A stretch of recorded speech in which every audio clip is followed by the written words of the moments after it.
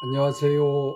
마음공부로 돈 버는 지혜를 안내하는 마중물 머니 아카데미 머니코치 김병헌 원장입니다.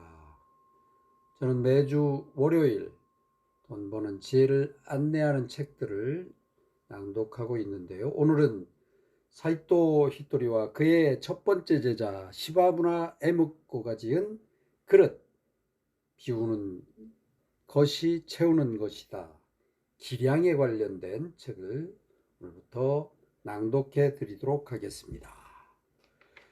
오늘은 먼저 시작하며 당신의 그릇을 발견하라와 반대로 제4장 사이토 이토리가 전하다 인생이란 그릇에 오롯이 담아내고 싶은 마음, 사이토 히토리가 전하는 마음을 낭독해 드리도록 하겠습니다. 네, 시바부나 에미코 사이토 이토리의 첫 번째 제자가 쓴 시작하며 당신의 그릇을 발견하라. 나의 스승 사이토 이토리 씨는 일본 누게 납색 1위의 사업가다. 정신적으로나 경제적으로 풍요로워지는 방법을 소개한 책을 여러 권 펴낸 베스트셀러 작가이기도 하다. 그런 히토리 씨를 알게 된 지도 37년이나 되었다. 히토리 씨를 처음 알게 되었을 때 나는 18살이었다. 가수가 되겠다는 꿈을 안고 홋카이도에서 상경하여 도쿄의 전문 학교에 막 입학한 참이었다. 히토리 씨가 내게 처음으로 건넨 말은 당신과는 오랜 친구가 될 수 있을 것 같군요 였다. 그리고 얼마간 친해졌을 무렵 히토리 씨는 이렇게 말했다. 당신에게는 사업가 기질이 있어요. 그때부터 지금까지 나는 히토리 씨에게 많은 것을 배웠다. 그 덕에 나도 사업가로 크게 성공해 평생 생계로 곤란을 겪지 않을 만큼 부자가 됐다. 히토리 씨와 처음 만났을 때는 상상도 못한 일이었다. 히토리 씨와 오랜 친구가 될 것이라던 말, 그리고 내가 사업가가 될 것이라던 말이 현실이 됐다. 내가 사업가로 크게 성공할 수 있었던 것은 분명 히토리 씨 덕분이다. 히토리 씨는 대체 어떻게 나를 성공한 사업가의 길로 이끌었을까? 참 궁금하네요. 어떻게 이끌었을까요? 물론 그에게 배운 노하우도 있지만 그것이 전부는 아니었다. 히토리 씨도 우리 제자들도 사업 노하우를 꽁꽁 숨겨두지는 않는다. 남들은 모르는 우리만의 성공 비결 같은 것이 있을 리 없기 때문이야. 히토리 씨가 나를 성공으로 이끈 비결은 무엇이었을까를 생각하다가 문득 히토리 씨가 모든 가르침에 공통적으로 들어가는 단어가 있다는 사실을 깨달았다. 바로 그릇이라는 단어였다. 기량이라고 할 때 그 그릇 말이다. 바로 그릇이라는 단어, 기량이라고 할 때 그 그릇. 여러분의 그릇은 얼마나 클까요?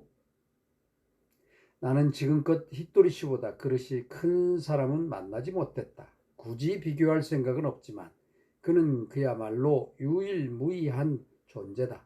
닮은 사람조차 없다. 나는 그런 히토리 씨를 동경하며 가까이 다가가고 싶어서 그에게 배운 것을 꾸준히 실천해 왔다. 그러다 보니 어느새 사업가로 크게 성공해서 많은 돈을 벌게 되었을 뿐만 아니라 많은 사람들에게 만나고 싶다는 말을 듣게 됐다. 많은 돈을 버는 사업가로서의 그릇, 많은 사람들에게 만나고 싶다는 말을 듣는 인간으로서의 그릇을 히토리 씨가 키워줬다는 것에 생각이 미쳤다. 흔히 그릇이라고 하면 누구는 그릇이 크다거나 누구는 기량이 뛰어나다라는 말을 떠올린다. 그렇다면 여기서 그릇이나 기량이란 구체적으로 사람의 어떤 부분을 가리키는 것일까? 또 어떻게 하면 그 그릇이나 기량을 키울 수 있을까? 나는 히토리 씨의 모든 가르침이 그릇과 기량을 키워준다는 사실을 깨달았다. 이 책에는 내 체험을 바탕으로 지금까지 히토리 씨에게 배운 것들을 담았다. 더불어 그동안 밝히지 않았던 에피소드, 특히 히토리 씨가 홋카이도 오비히로시의 작은 마을에서 혼자 시작한 사업이 전국으로 퍼져나가 일본 최고의 사업가가 되고 같은 시기에 나 역시 사업 성공으로 납세 순위 86위에 올랐던 일화도 엮었다. 나는 이런 체험을 바탕으로 나름대로 그릇이 무엇인지를 정리해 보았다. 그리고 히토리 씨가 직접 누구나 실천할 수 있는 그릇 키우는 방법 제4장에 대해 써주었다. 노하우만 습득한다고 일이 잘 풀리는 것은 아니다. 협상하거나 설득하는 기술도 마찬가지다. 성공을 하고 그 성공을 계속 이어가기 위해서는 더욱 많은 사람들에게 존경받고 사랑받기 위해서는 노하우나 기술을 넘어 인간으로서의 역량, 즉 기량을 키워야 한다. 여러분이 자신의 그릇을 발견하고 기량을 갈고 닦는데 이 책이 조금이나마 도움이 되기를 진심으로 바란다. 시바무라 에미코 제자. 네, 다음은 사이토 히토리 씨가 전하는 제4장을 거꾸로 1, 2, 3장보다 먼저 낭독하도록 하겠습니다. 인생이란 그릇에 오롯이 담아내고 싶은 마음. 첫 번째, 나를 비우는 마음입니다. 그릇이란 무엇일까? 내 생각에 그릇이란 나를 비우고 인간적으로 올바르게 생각하는 방식인 것 같다. 다시 한번 읽겠습니다. 그릇이란 무엇일까? 내 생각에, 사이토 히토리 생각에 그릇이란 나를 비우고 인간적으로 올바르게 생각하는 방식인 것 같다. 예를 들어 결혼한 뒤에 당신 이것도 안 되고 저것도 안 돼요라고 말하는 쪽보다는 결혼했으니 당신이 할 수 있는 일이 더 많아졌어요 라고 말하는 쪽이 좋을 것이다. 누구에게나 할 수 있는 일이 많은 편이 좋은 것이 당연하다. 나는 사람들이 전보다 더 다양한 일을 할 수 있도록 도와주고 싶다. 물론 실제로도 모두를 자유롭게 다양한 일을 할 수 있게 됐다. 그러니까 기량이란 좋다고 생각하는 것을 분명하게 좋다고 말할 수 있는 것이기도 하다. 나는 제규어를 몰기 시작하자 제자들도 나도 제규어를 모는 사람이 되고 싶어요 라고 하기에 어떻게 해야 제규어를 몰 수 있는지 열심히 가르쳐 주었다.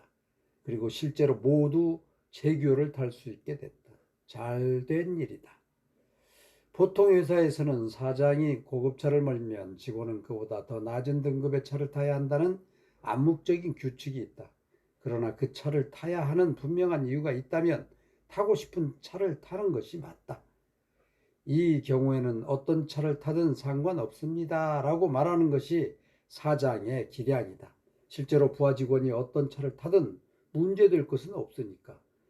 그러나 실제로는 그렇게 생각하지 못하는 사람들이 아주 많다.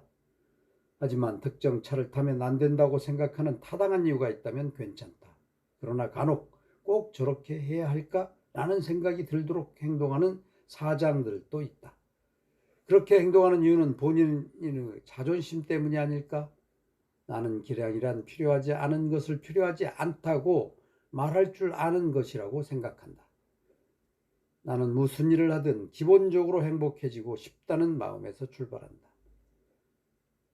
내가 제자들을 두는 이유는 그들을 행복하게 해주고 싶어서이지 내가 돋보이고 싶어서가 아니다. 나는 제자들이 없어도 곤란하지 않다. 제자들이 없어도 나는 매일 아주 즐겁게 지낼 수 있다. 그래서 누군가를 제자로 삼을 때는 그 사람을 행복하게 해주겠다는 마음에서 출발한다. 만약 제자 중 누군가가 경제적으로 풍요로워져서 외제차를 살 수 있게 되었는데도 외제차는 안 된다고 말한다면 그것이 과연 제자의 행복을 위한 것일까?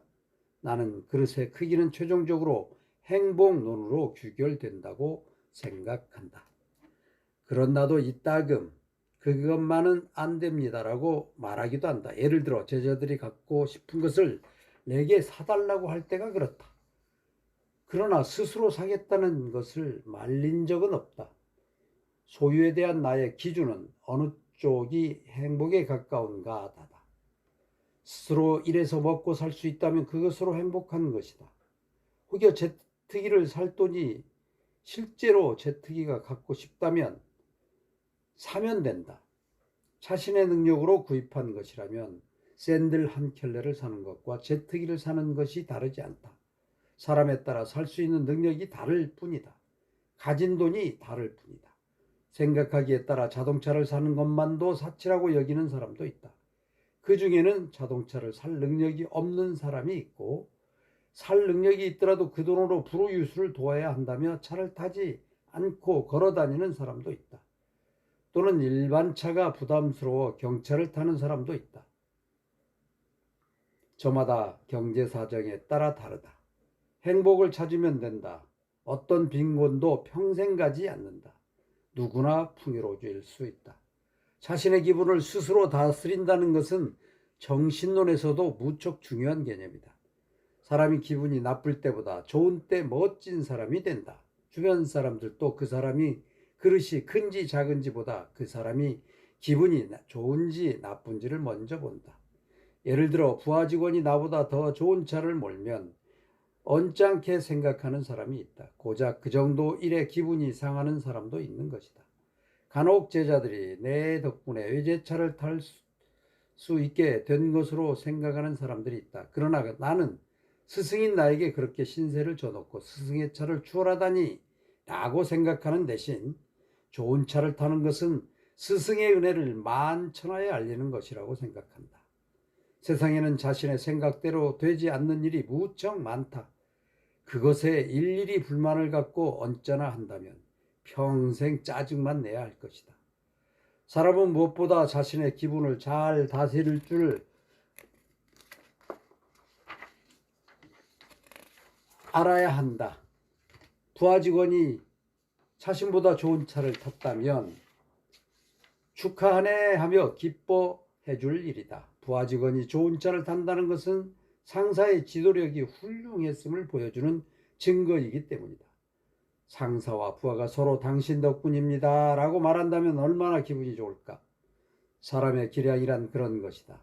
자신의 기분을 스스로 다스리지 못하면 기량은 커지지 않는다. 나는 늘 내 기분을 좋게 하려고 노력한다. 어렵지 않느냐고 묻는 사람도 있지만 막상 해보면 힘든 일도 어려운 일도 아니다. 자신에게 일어난 일을 어떻게 받아들일 것인가? 그리고 무슨 일이 일어나도 내 기분은 내가 다스린다는 두 가지 생각을 하면 된다. 예를 들어 앞뒤가 꽉 막힌 사람을 만났을 때 하늘이 내 설득력을 키울 기회를 주나 보다 라고 생각하면 오히려 감사하고 기쁜 일이 된다. 즉 자신에게 무슨 일이 일어나든 모두 유익한 일이자 내 그릇을 키우기 위한 훈련이라고 생각하면 된다. 짜증을 내기보다 늘 기분 좋은 기분을 유지하기 위해 가장 필요한 것이 바로 이성이다. 어떤 일에 짜증이 나는 이유는 거기에 감정이 녹아있기 때문이다. 감정에 휘둘리는 자신을 신바람 나게 하려면 이성이 필요하다. 즉 기량을 높이기 위해 필요한 것이 이성이다. 사람은 기분이 좋을 때도 있고 나쁠 때도 있다. 그러나 가끔 관대한 말을 하기도 한다. 관대한 마음을 오래 유지하려면 이성을 지녀야 한다. 무언가를 오래 유지하면 습관이 되어 자연스럽게 몸에 밴다. 이를 닦을 때와 마찬가지다. 처음 이 닦는 법을 배울 때는 윗니, 아랫니, 어금니, 앞니 하는 식으로 순서를 외우며 닦다가 일단 습관이 되면 의식하지 않고 자연스럽게 닦게 된다. 이와 마찬가지로 어느 정도 인내하면 습관이 되고 습관이 되면 힘들지 않다. 부하직원이 타신보다 좋은 차를 타면 배가 아픈 이유는 그가 당신을 추라면 어쩌나 하는 마음 때문이 아닐까? 에미꼬 씨가 사업가로 성공해서 큰 부자가 된 것은 내 가르침을 받은 이유도 있겠지만 대부분 본인의 노력으로 이룬 것이다. 그런데도 에미꼬 씨는 저 사람은 히토리 씨 덕분에 성공한 거야 라는 말을 평생 듣는다. 사람들이 보기에 자식이 부모의 나이를 초월할 수 없는 것처럼 제자도 평생 스승의 그늘을 벗어날 수 없는 모양이다. 그런 내가 제자들이 나보다 잘 나간다고 벌벌 떨며 나를 추월하면 어쩌지라고 생각할까? 자신이 최고이고 제자가 두 번째면 봐줄 만하다고 말하는 사람도 있는데 그것이야말로 자신의 기량이 얼마나 작은지를 드러내는 것이다. 자네가 출세한 것이 누구 덕이라고 생각하나? 내가 그만큼 보살펴 줬으니 자네는 당연히 감사해야지 라고 말하는 것이야말로 자신이 아랫사람보다 못하다는 사실을 드러내는 것이다. 그 말을 들은 주변 사람들은 그 상사를 어떻게 볼까? 그보다는 부하 직원이 출세하면 잘 되었군 하고 축하해 주는 것이 스승으로서, 지도자로서, 선배로서의 진정한 기량이다. 네, 오늘은 여기까지 낭독해 드리겠습니다. 네, 저는 매주 월요일 마음 공부로 돈 버는 지혜를 안내하는 책들을 소개하고 낭독하고 있습니다. 저는 지금까지 마중물 머니 아카데미의 머니코치 김병헌 원장이었습니다. 한 주 행복하고 힘차게 출발하시길 바랍니다. 대단히 감사합니다.